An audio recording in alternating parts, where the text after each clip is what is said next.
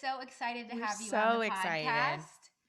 Oh, thank you for having me. I'm so excited to be here. I really am. I will tell you that I've actually been doing your 5 day series, that You Can Live a Beautiful Life series. I'm on, Oh, really?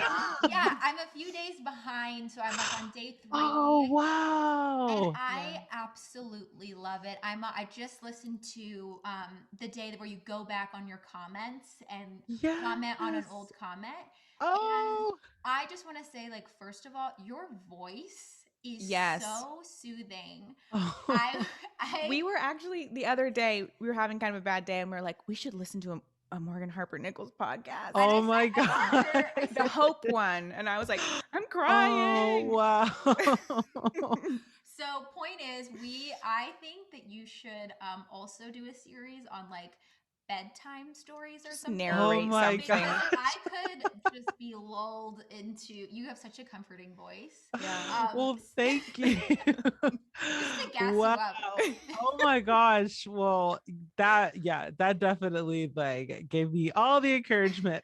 It's so funny because I almost didn't even do that series because Oh, it's I was wonderful. like, I think these are just weird Morgan things. I don't think anybody's gonna care. And you all know doing a podcast, it's hard when it's like you don't know what the feedback's gonna be because you're not getting it in real time like you Yeah. would on an Instagram live or whatever. So it's just, you're just kind of just talking to yourself. And by like day 3, I'm like, why did I do this? Like but I've already committed. So it means so much that on the other end of the internet, someone connected with it. So that means so much that you connected with it. Yeah, well, that's your whole point, right? In that episode is about connection with people, and I do think it shows when you feel passionately about something, even if it's like, your thing that you do. When you speak on it so passionately, it resonates with people, and that's You're what so right. you connect with. So we love you. We're really excited to have you on. And you are clearly a multi hyphenate. You do so much. You're an artist. You're a poet. You're a singer songwriter. And I'm curious, when did you begin to develop that creative side of yourself, and in what ways did it help you growing up? Yeah, that's a great question. Well, two things. One, I've always just been I was a very imaginative kid. I love to write stories, I love to draw.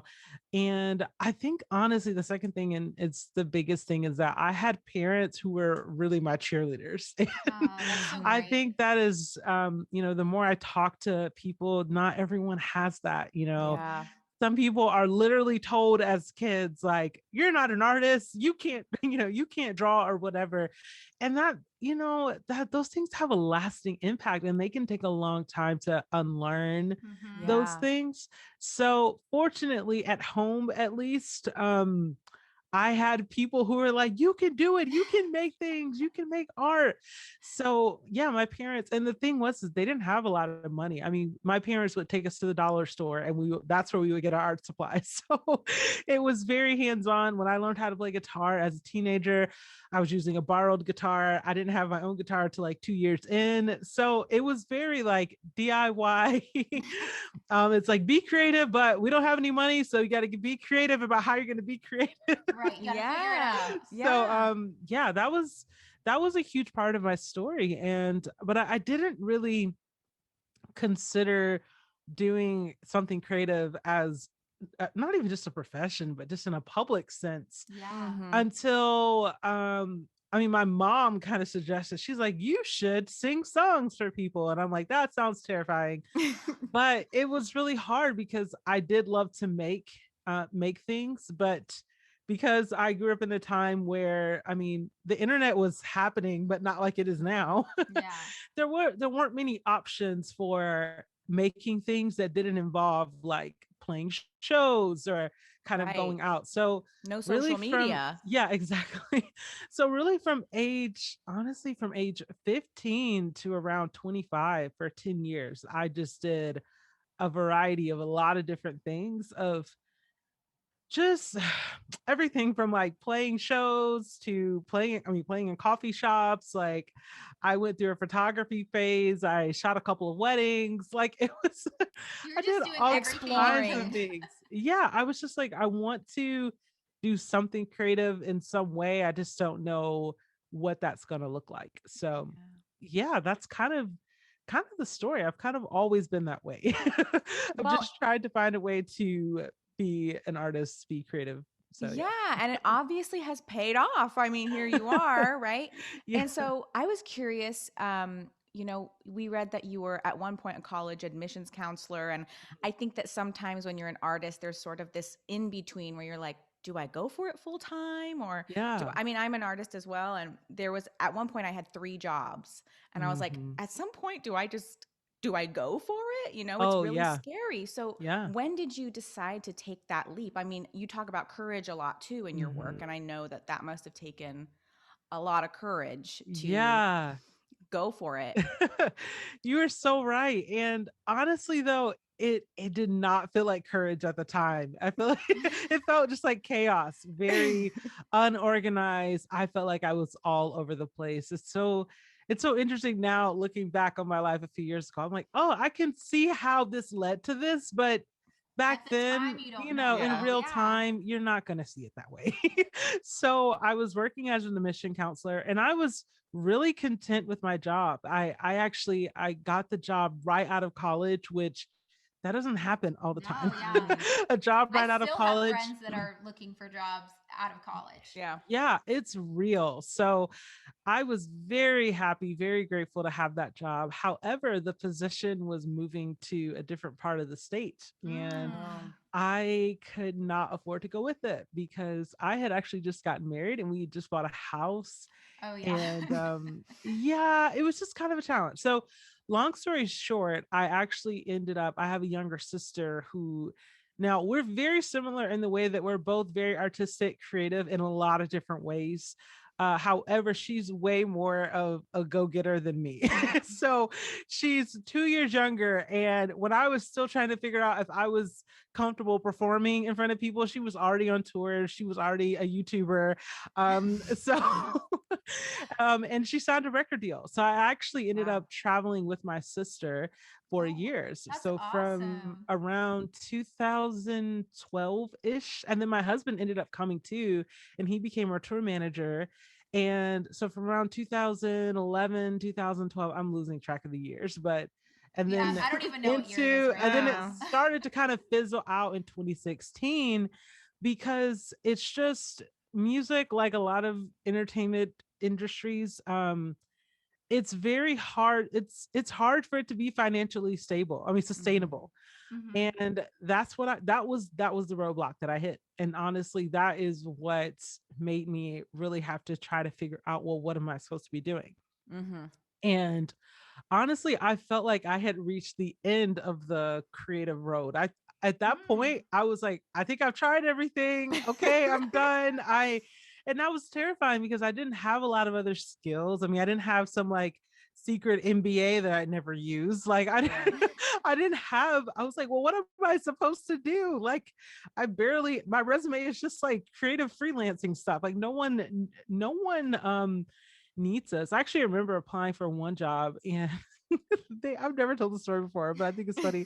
They like responded with this long email about like how I was not qualified for the position. And Oh Oh my my gosh. it was like Why a did God. they feel the need personalized to go email in too. detail? They're like, yeah, because you did this, but I'm like, y'all think you didn't have to You respond. can just say no. You Do don't need to tell less. me why. You could have just, yeah, do less exactly. Like, honestly, I would have been better if y'all just ignored it and act like you never saw my Just ghost email. me, please. It was so funny. And it's funny too. Actually, like, I don't know why.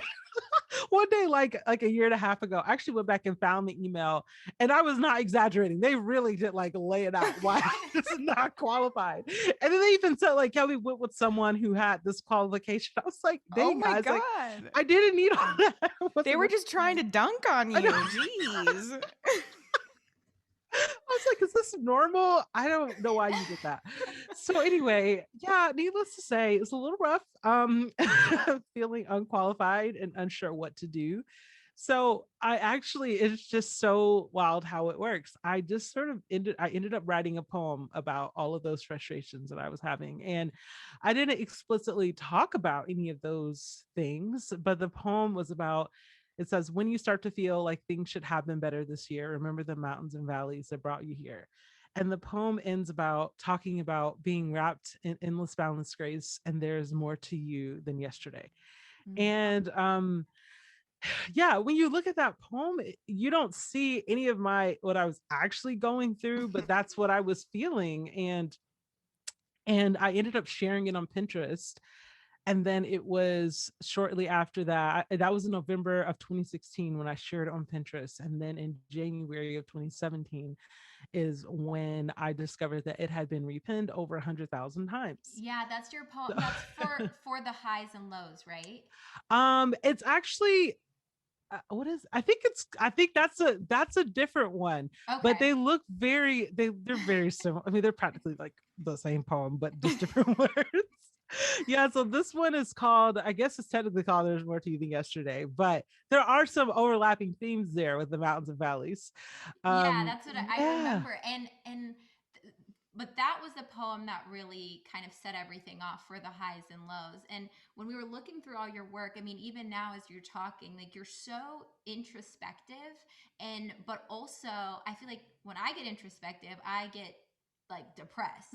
But you Mm, seem to be introspective and yet optimistic and very, Therapeutic. yeah, very therapeutic outlook on life. And I'm curious like how you had that, like in that time when you got that email where they were like, hey, this is you didn't get the job, and also here's yeah. also why you didn't get the job. Here's why. Yeah, like how you could take that and like internalize it and then also have a great perspective on it. Like where did you get that Mm. um that outlook on life? Hmm. Honestly, I think so. I wrote that poem in my journal, and I think it was all the pages leading up to it, because all the Mm. pages leading up to it was just me lamenting and talking about the struggle. And honestly, I'm actually naturally like you. That's what I naturally do. I just kind of go inward and I just kind of hang out there for a little while. Yeah. Mhm. Um, and what I found, and this is, I mean, I did also deal with depression when I was a teenager. Hmm. And what I found was that for whatever reason, when I was literally moving my hand, even if I'm just scribbling on a page, that unlocks something for me like nothing else. So I have like I have like boxes still worth of notebooks where, I mean, most of the pages are just gibberish and nonsense. So yeah, I think that the beauty, the joy, the hope, it comes from the struggle. It comes from allowing myself to really just kind of scribble it out and and complain or vent or whatever it is. And I have and it's interesting because no one would ever know, but there's several pieces of mine that are out there in the world where there's a whole layer behind that pink Hmm. or that yellow Mhm. where I was just writing things that I was frustrated about, or I was just scratching through ideas, and I'll just leave it there and then I'll paint over it. Mhm. So, in a way, I feel like for me at least, I I don't consider myself to be a naturally positive person.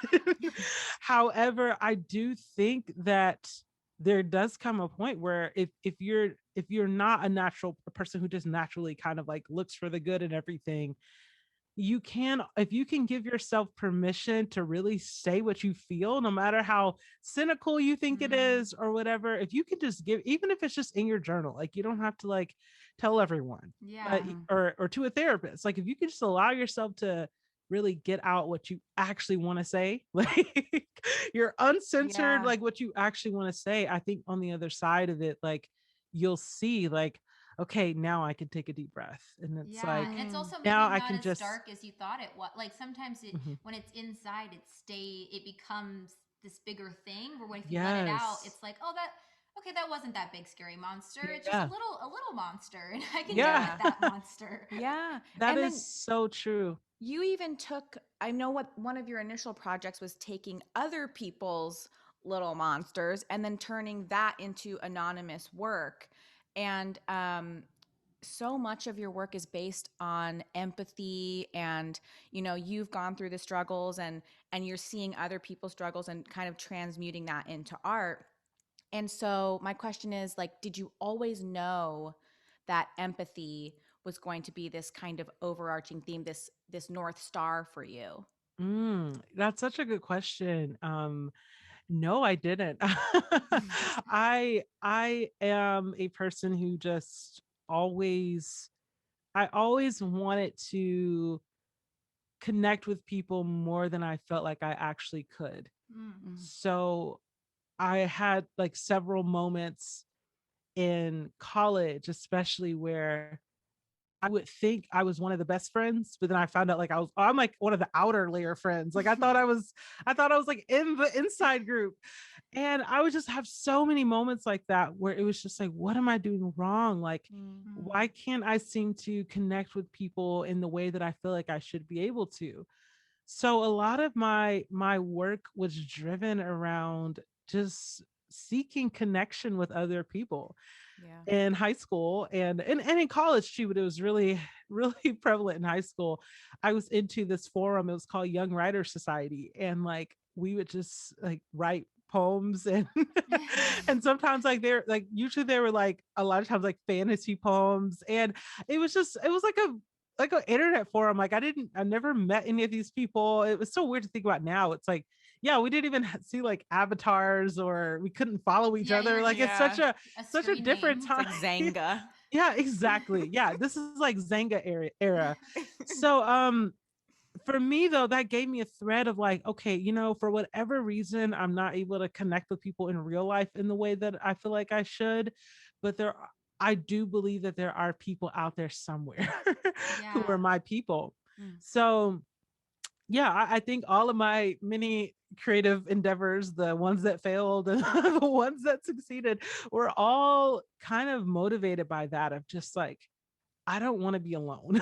Like, Yeah. I don't want to be like, okay, I get it. Like the kids I go to church with or the kids I go to school with may not be into this stuff, but there's got to be somebody out there who I can connect with.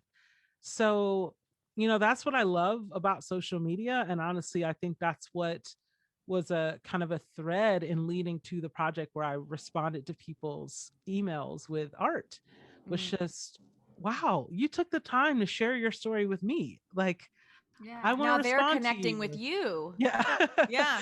Yeah. So it's just giving me an opportunity to be able to connect with other people who've dealt with similar things. Like I did an Instagram story poll a few months ago, and I said, how many people struggled with making friends, like at any point in your life, whether it was Mm. elementary school, college, or whatever. And I think the answer was like 70%.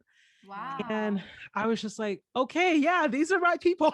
This checks I was out. like, Yeah. we've all like 70% of us, that's not a small number, that have dealt with this. So Well, 100% between the three of us. yeah. I honestly too, and I was thinking, I was like, I kind of want to message that 30%. And I'm like, what is that like? Yeah. You've Yeah. Can't never relate. Cannot relate. find friends? Like, tell me, like, how are you doing this? Like I was like, I feel like I'm like, are they either like just really extroverted, they have a lot of friends, or are they like, oh, I just don't need any friends? I was Oh like, yeah, I it's don't know. either one of the two. Yeah. Yeah. I was very intrigued by the 30%, but yeah, it's just been amazing to me. I consider that to be, I feel like the internet's helped me grow in empathy in a way of being able to read other people's stories, because it gave me time to sit with the stories and just be present to them. Whereas, when you're face to face, it's just a different interaction. Mm. If Yeah. someone's telling your story face to face, you're like, okay, let me focus. Like, don't blink too much, or like, And yeah, don't like you have to like don't nod your respond or head too much. But oh, you should respond right there. All these little things that I have to worry about in person. When I'm able to read, I'm just able to sit there and pace myself through it. And yeah, I love being able to do that, and I still do that. I actually realized, I was like, I haven't advertised it in a while. Partially because I have so many messages I haven't gotten back to, and I always feel bad about that every time I post about it. I was like, oh, the people who submitted that I haven't gotten back to, they're probably like, why haven't you gotten back to me? And you're posting about it again. So but yeah, it's still a part of what I do. I love the one-on-one, and I think that one-on-one in general really does help cultivate empathy for sure. Mm. Yeah, I totally agree. 100%. And I will say that the work that you do, even your own work, it really does generate so much connection. And we had so much fun and emotion going through your work on Literal tears on tears Oh Pinterest, wow. just scrolling. We're on like, Instagram. Like what you have to give really resonates with so many people. That's why you have such a huge following. Mm. And we were thinking of like what we wanted to talk to you about, and we were just going through your page. We were like, oh my god, well, there's this quote, and we love this quote, and we Mm. love this quote.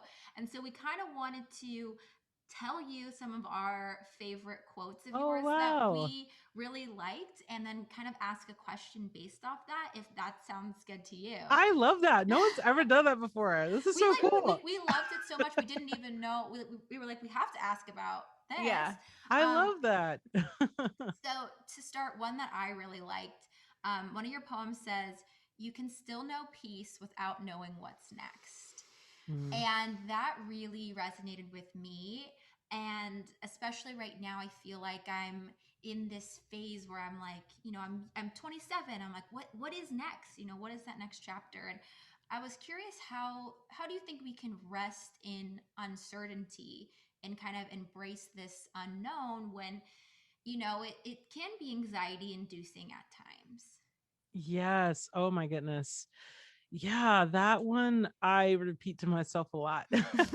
I think because for the longest time, I'm always like thinking about what's ahead. I have a lot of anxiety and Mm-hmm. I'm always like, okay, what's like, what if this happens or what if this happens that way and all of those different things. And when I started to look back over my life, I was like, how have I made it through like these different anxious scenarios that I've had in my life, whether they were big or small? And one thing I started to think about, I was like, oh, the one thing in common is that I was just I was breathing through all of those moments. I Mm, was literally inhaling and exhaling. Sorry. Even when I no. felt like I couldn't move forward, even when I was still stressed, even when there was fear, legitimate Yeah. fear, what brought me through that was somehow I still managed to keep breathing. Mm, So for me, I personally just kind of just take poetic justice and I associate peace with breathing. yeah. Mm. So oftentimes like I'm like, okay, what can I do in this moment? I can breathe. And what I found is that taking that time to breathe, it does bring a sense of peace, even if it's just for a moment. So that's how I've started to think about peace in my life. And then another example that I use is peace as a river. So there's like Mm, an old hymn that I grew up listening to that says, when peace like a river attendeth my soul. And that just stays with me of just thinking of peace as this flow of water through the wilderness. And mm-hmm. it's like, yeah, if you were traveling through the wilderness, you could still find a river and enjoy it and rest by it, even if you didn't know what was ahead on the journey. So, yeah, that's just how I am constantly practicing and trying to think about peace. So, yeah. Yeah, wow. And the breath is it's really truly such a big element of it. Um just being able to catch your breath, and so many times when we're Mm. anxious, I think Mhm. you hold your breath, Yeah. so to really reconnect with it is so And important. also Mhm. reframing what peace is, because sometimes Mhm. I picture peace as like I'm floating through my I'm house, very and zen. Yeah, well, I'm it's wearing the a dress, and it's I like, think yeah, if you Google peace definition, I love the Oxford Languages Dictionary, but the definition says freedom from disturbance, which is just like that's so declarative. I'm just like, what do you mean Impossible. freedom from disturbance? Like, have you seen the year 2020 and all that has followed? Like, there's no such thing. yeah. So yeah, I love how you said reframing. That's super important. That's what I love about art is that it gives you the opportunity to like say, nah, I'm going to change that definition. Yeah. Like you Mhm. can't do that anywhere else. So yeah. Yeah, so I'm going to say one of my quotes that I really, really loved, which was, I will have gratitude for the little things even while I wait for the big things to fall in place. Mhm. And, we, especially as we often find ourselves feeling like we're in this period of transition and we're going from one thing to the next big thing. So I'm curious, does gratitude play a large role in your life? Like, do you have a daily practice for it, even for small things and for big things that help you kind of calmly settle into those spaces of waiting? Yeah. I will say that I am not that practiced. I should like I should have one. I've tried. Um, but I will say that for me, gratitude does really look like I don't know. I find a lot of gratitude in looking back. So here's the thing. I spend a lot of time looking back. I don't know why my mind just like I'll just be sitting here doing some mundane task. I'm like, oh, remember when you said that silly thing 10 years ago? Like, why would you say that? Like, that's where my brain kind of goes. So one thing I have, and I guess this is a practice, maybe I just haven't given it that name, but one thing that I do with my writing is I'll like if I'm writing about being in the forest, or if I'm writing about being in a being by a river or something, I'm thinking about a time when I was actually in that setting. Mm. So I'll kind of go through all of the senses of what did it sound like, what did it smell like, and even if I don't incorporate that into what I'm actually saying, that's just a way of kind of bringing me back to that moment. So I end up doing that at least once a day. I end up Yeah. thinking back to some place where I've been that was just such a special moment to me, and it's weird. It's weird. Maybe it's I don't know. For some reason it feels more natural to have gratitude for the oops, sorry. To have gratitude for moments past a lot of times. Mm. Mm-hmm.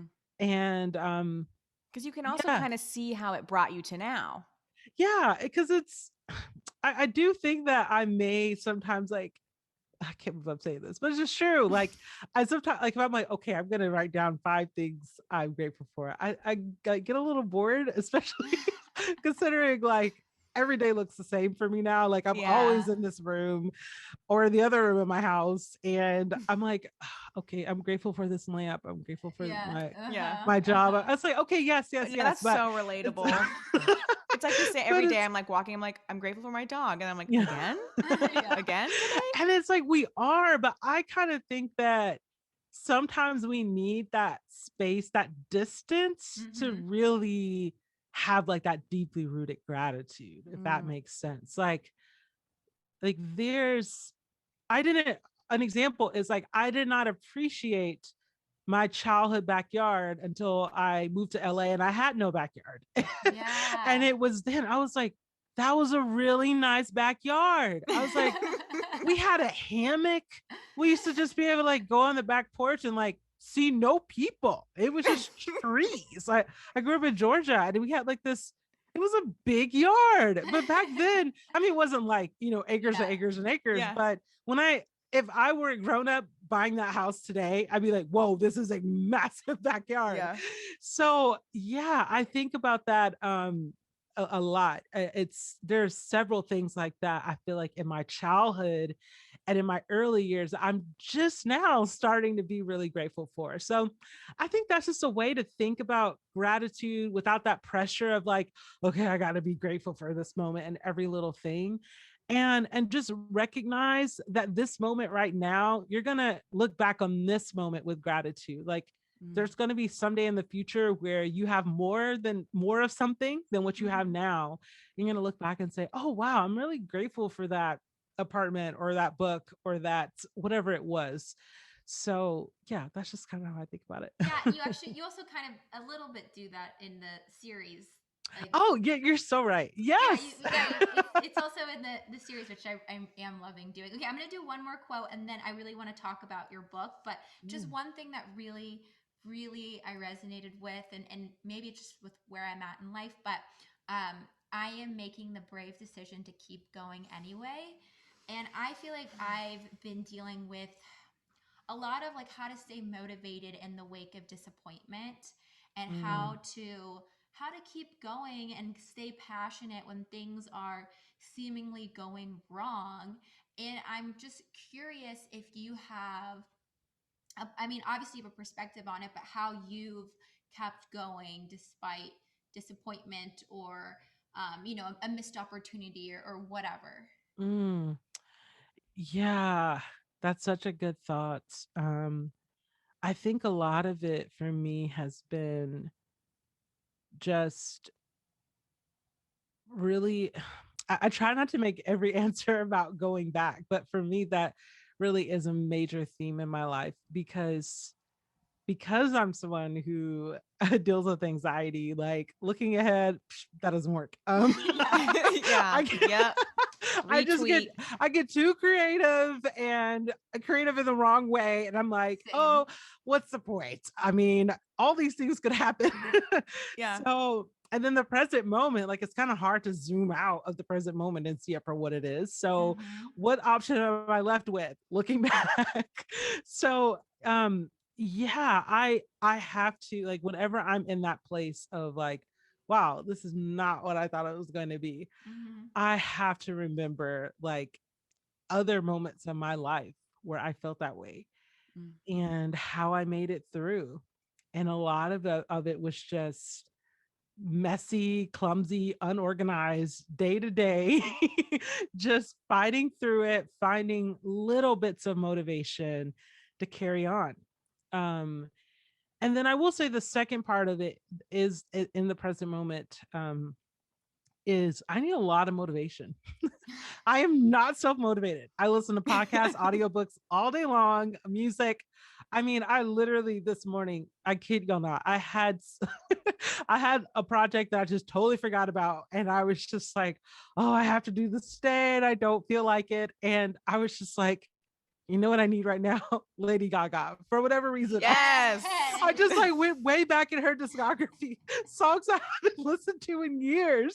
But I was just like, I don't know. I just need something Yes. upbeat, but also that I don't have to like focus on it because I already know the song.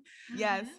I need all of that. I'm like, I need the candles, I need the sunlight, I need all of those things.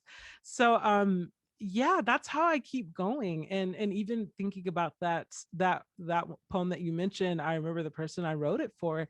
That's what I was trying to encourage them to do. It was just what they were faced with was it was a really big mountain. And it's just Mm-hmm. like I just want you to find small moments of motivation and keep going. Like Yeah.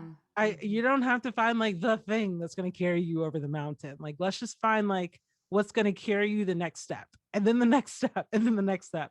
Yeah. And I like to think of those steps as like, okay, maybe one step was turning on the song. The next step is lighting the candle. The next step is turning on a podcast. The next Yeah. step is binge watching a show that you like whatever it is. Um, those small steps are huge in the process of figuring out how we're going to keep going. Yeah, Yeah. I love that. And also taking it moment by moment and not thinking so long term. Like, how do I get to the goal? Like, Yes. how do I just Yeah. get to this next moment? And Hmm. I love that. Okay, so I really want to talk about your new book, How Far You Have Come, which comes out on April 27th.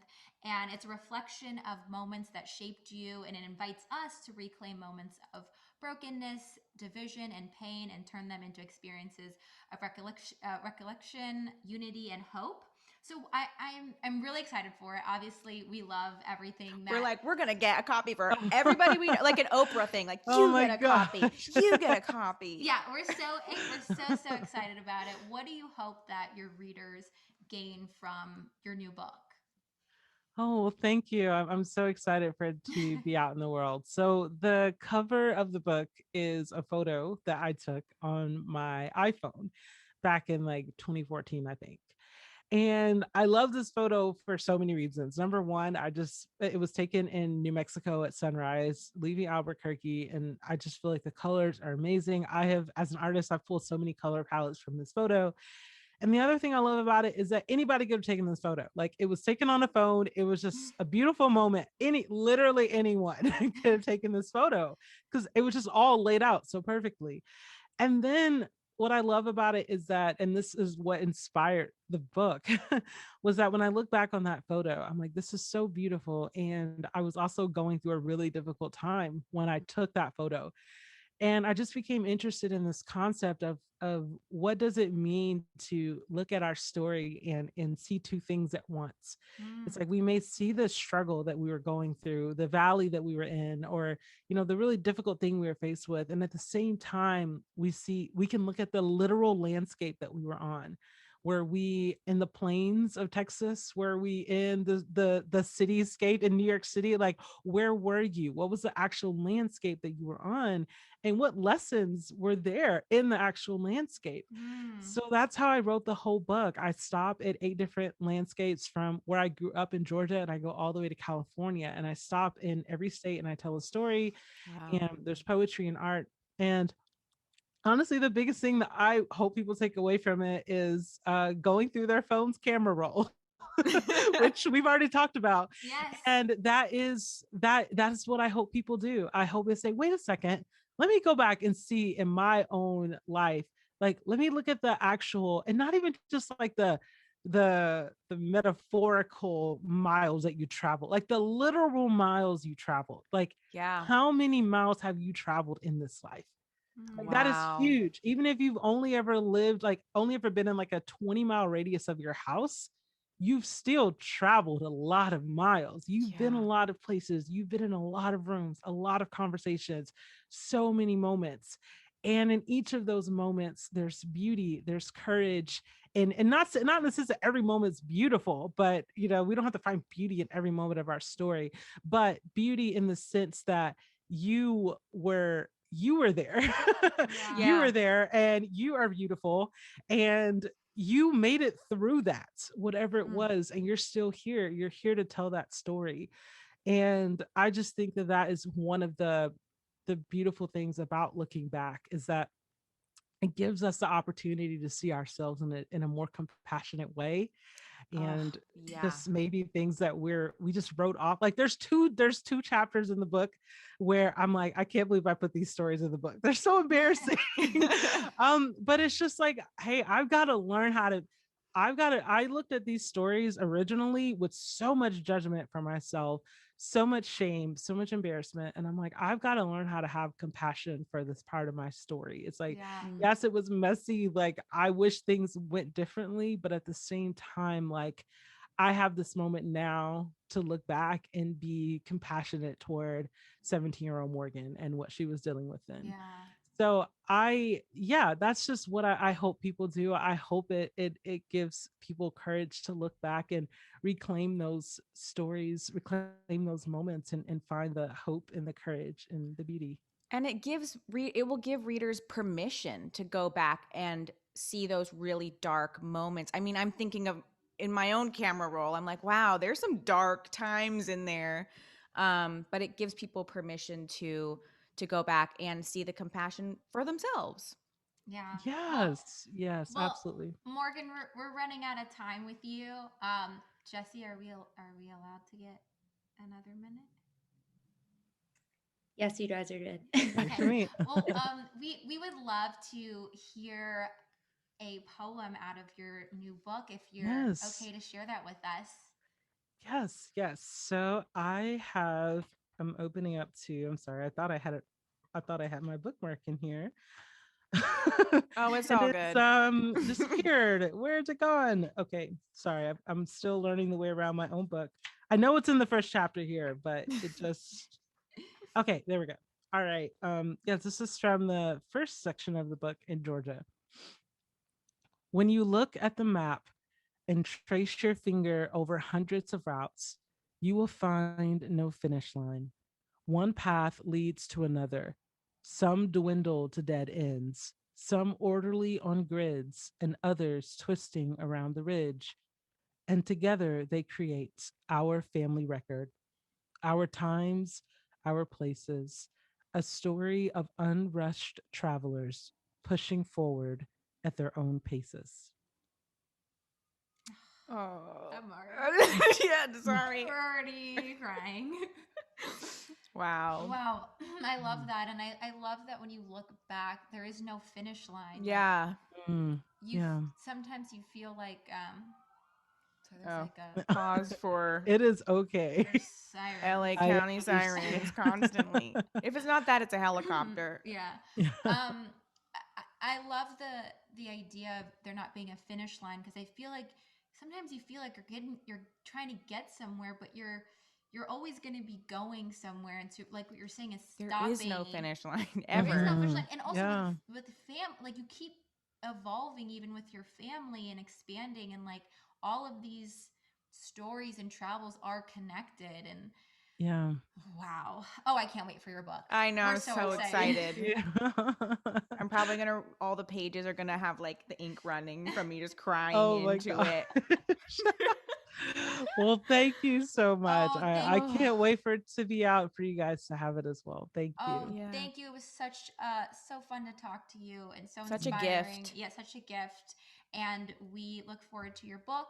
We're gonna link in the show notes for anybody who wants to pick it up or pre-order it. And hopefully we can connect again sometime in the Yes. future. Yes. Thank you all so much. I really enjoyed this. Oh, Oh, thank you. Have thank a great rest of you. your day. You too. Thank you.